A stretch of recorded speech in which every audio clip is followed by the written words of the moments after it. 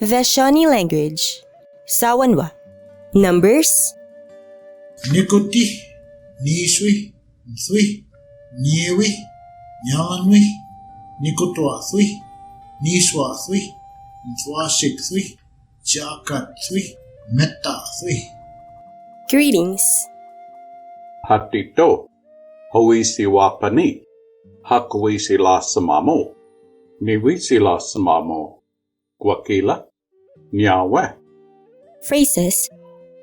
Hasqualawe, Nisqualawe, Wetheniko, Wikano, O Wikanwi, Ni Te Polo, Ni Mechi, Withani, Salanoki, Kamochi Laqua, Kanole, Noki.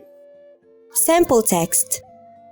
Tiki Wilani, Kutaka ki hasi nikani pemthewachi, ye hayani. Kilani kimiewi hasi nekatamani chine kila pehi. Kutaka ki debi ki witemikoki.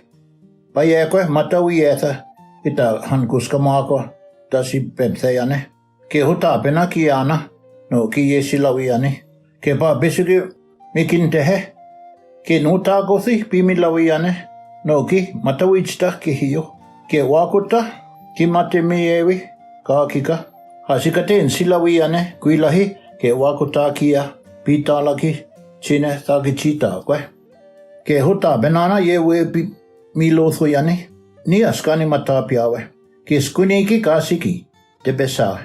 Ke msilele takia ke chitelemagi kitelenuemaki. Ke mama matume chine ke hutuenagi kichene naki. Nila pesikri nimitsto yesi mekothia tikamse.